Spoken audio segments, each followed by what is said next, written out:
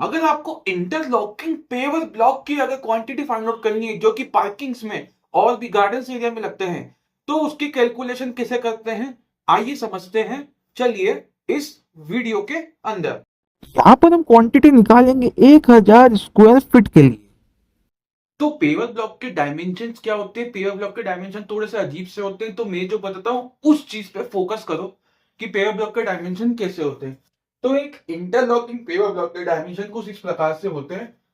160 metre, 200 metre और उसके अंदर के डायमेंशन कुछ इस प्रकार से होते हैं। तो यहाँ पर हमको एरिया निकालना था। सबसे पहले किस पे फोकस करेंगे, ग्रॉस एरिया पे फोकस करेंगे। तो बाहर बाहर का एरिया, इसको एक रेक्टेंगल मान लो। इसको एक रेक्टेंगल मान लो तो ग्रॉस एरिया निकालने का तरीका क्या हो जाएगा। इसको रेक्टेंगल मान लिया, ग्रॉस एरिया निकालेंगे।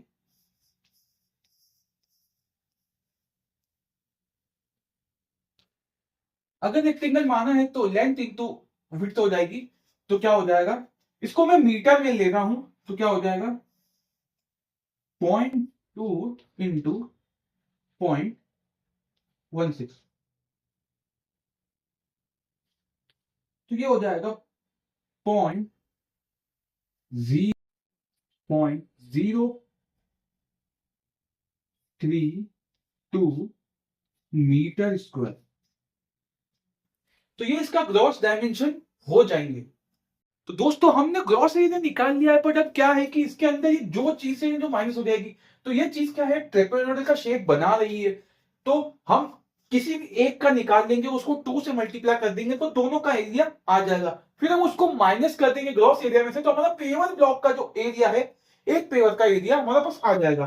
तो निकालते हैं। यहाँ पे मैंने एक शॉर्ट में बना के रखा है इसको। तो यहाँ पे ट्रेपेजॉइडल का एरिया लगाएंगे। तो ट्रेपेजॉइडल के एरिया के लिए 0.12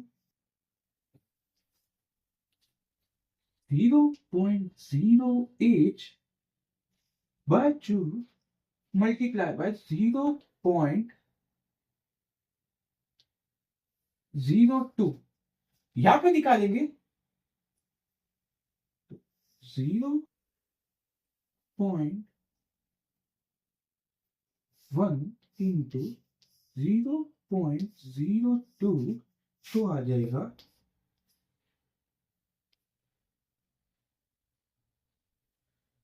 तो ये एक ट्रेपेजॉइड का एरिया आ गया। इसको 2 से मल्टीप्लाई कर देंगे। 2 से मल्टीप्लाई करने के बाद क्या आ जाएगा,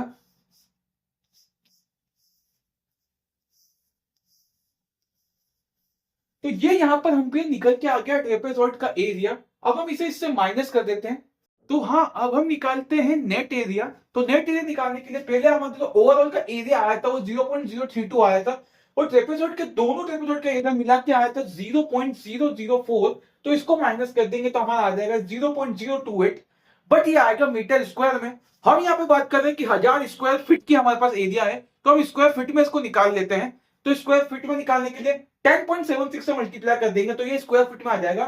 तो हमारा आंसर आ जाएगा 0.3012 स्क्वायर फीट। तो इसका स्क्रीनशॉट ले लीजिए कि ये एक फीट मतलब एक पेवर ब्लॉक का स्क्वायर फीट के अंदर में एरिया आ गया। अब हम निकालते हैं नंबर ऑफ ब्लॉक्स। तो नंबर ऑफ ब्लॉक्स कैसे निकलेंगे यही बात करते हैं। तो एरिया फ्लोर, हमारा फ्लोर का एरिया कितना था, 1000 स्क्वायर फीट हमारा एरिया हमने मान के चल रहे थे। और एरिया ऑफ वन ब्लॉक हमने अभी निकाल दिया। तो दोनों की यूनिट सेम होना चाहिए, स्क्वायर फीट में ही है। तो यहाँ पे हमारा आंसर निकल के आ जाएगा 3320 नंबर्स में, कि 3320 ब्लॉक्स हमारे 1000 स्क्वायर फीट के अंदर में लगेंगे। अब अगर हम 5% ऑफ वेस्टेज कैलकुलेट कर लेते हैं कि अगर 5% हमारे ब्लॉक वेस्ट भी होंगे, तो 5% निकाल दिया हमने इसका, तो 3486 आएगा। तो एवरेज ले लेंगे तो 3500 नंबर हमारे ब्लॉक यहाँ पर आ जाएंगे। तो टोटल 1000 स्क्वायर मीटर में हमारे ब्लॉक कितने लगेंगे, अप्रोक्सीमेटली 3500 ब्लॉक्स हमारे यहाँ पर लगने वाले हैं। चलो अब ये भी निकाल लेते हैं कि एक स्क्वायर मीटर में कितने ब्लॉक लगने वाले। तो जो हमारा एरिया था, हम उस क्या करेंगे, जो हमारा नंबर आया था उसको हम ऊपर लिख लेंगे, जो हमारा एरिया था उसको नीचे लिख देंगे, डिवाइड कर देंगे। तो इन दोनों को जब हम रेशियो लेंगे इसका, तो 3.5 ब्लॉक्स पर स्क्वायर मीटर, यानी कि आपका एक स्क्वायर फीट में आपके 3.5 ब्लॉक्स लगने वाले हैं। तो ऐसे हम कैलकुलेट करते हैं किसी भी इंटरलॉकिंग पेवर ब्लॉक का मेजरमेंट कैसे निकालते हैं, ये हमने सीखा।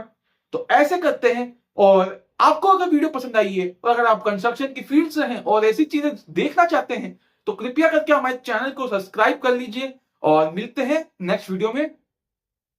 तब तक के लिए बाय बाय, जय हिंद।